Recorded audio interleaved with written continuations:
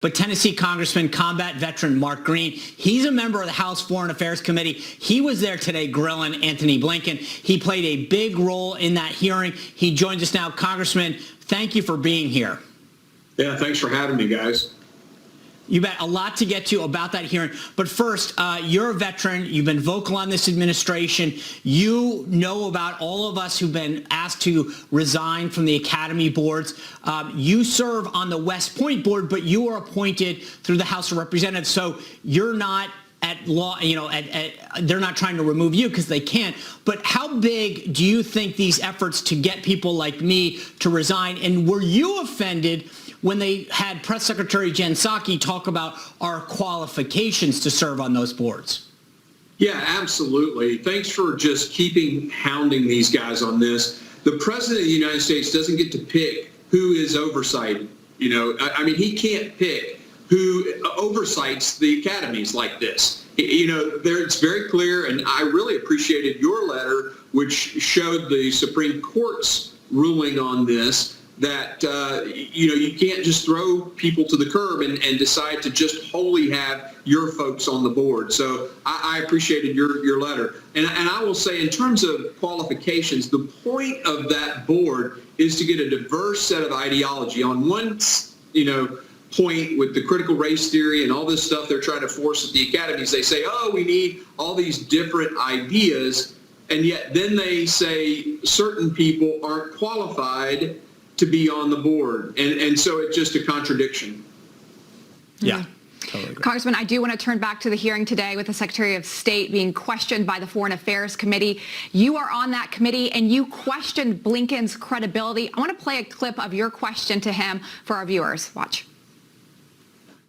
My colleagues and I had hundreds of people on the phone that were U.S. citizens sitting at the gates and they couldn't get in. That's a failure on you. Congressman, do you feel like there was any accountability taken, or was it a deflection? Oh, 100% deflection from Anthony Blinken. And I made the point today in the committee that he was just following his leader, President Biden, who has done nothing but blame Trump, blame everyone else. And today, several of the Democrats echoed the same comments. It's all Trump's fault. Ridiculous. It was very clear that President Trump, had conditions-based withdrawals, and in fact stopped withdrawal and bombed the Taliban back into compliance at least 3 times during the latter part of his tenure. This president failed to do that, failed to respond when the Taliban broke the rules, and this was supposed to be a power-sharing agreement, but they overthrew the other side of the power-sharing agreement. And the Biden administration did nothing. So they have no credibility. They can't come in here and blame Trump. It's ridiculous. I thought it was interesting, and this might be being picky, but he was offered the opportunity to testify in person, and it seems like he chose not to. He wanted to be in the office, draped with those beautiful flags in the State Department. What does it say to you that he didn't want to be sitting there? Because I thought your questioning was very powerful, and I just don't think he wanted to be across from people like you and have to look you in the eye. Yeah, and you take a guy like Brian Mast, who has 2 prostheses for legs now. I mean, look at him and tell him that he doesn't have value in what he's saying, or there isn't weight in his words. I'm an Afghan veteran. Fortunately, I came home with no injuries. But a guy like Brian Mast, a true hero, Blinken didn't want to face him, and I am certain of that. Congressman, where do we go from here on this? What's the next steps? This is just part 1 of this hearing so far. So we got to get Americans home. That's the most important thing. And one of my questions today was, what's the plan? Because we told these people to destroy the documents after, the military left. The Taliban were searching people. Those who had documents, those who had U.S. phone numbers in their cell phones were executed. So we told them, take all that stuff out, get rid of your documents.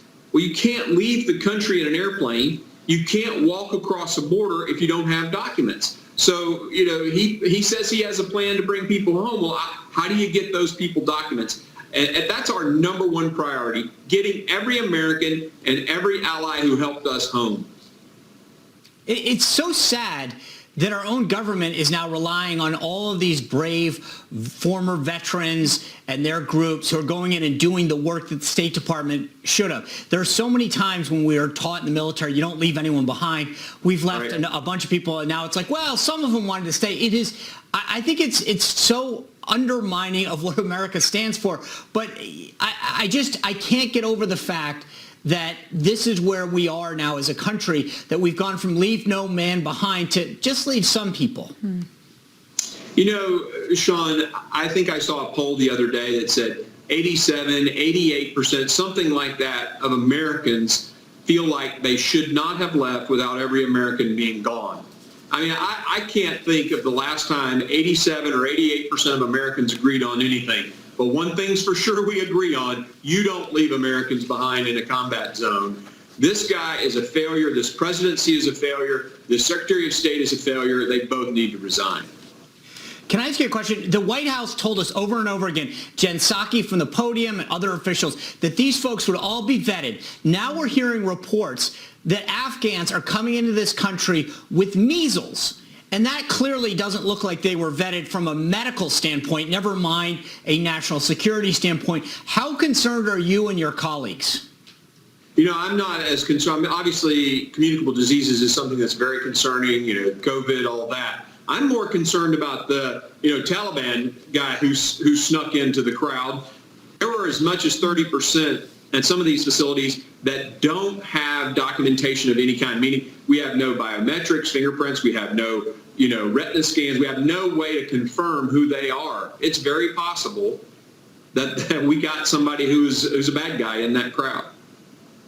Congressman, before we let you go, you and so many other Republicans are calling for accountability for Antony Blinken for this administration, but you are in the minority. He is probably not going to resign. He's not likely going to get fired. So how do you hold him accountable? Well, what we can do is discharge petitions. We can convince our colleagues to actually, there are a few Democrats who see this as egregious.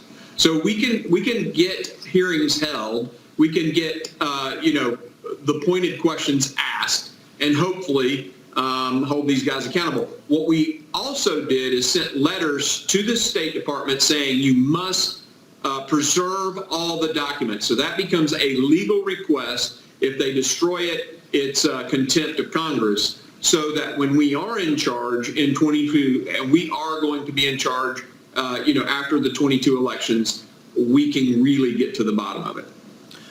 I think it's great that you guys are keeping their feet to the fire now, these discharge petitions, because until that time, you still need to fight, and I appreciate that spirit. So, Congressman Mark Green, thank you for your service. Thanks for joining us, and thanks for holding their feet to the fire today. Absolutely. Thank you.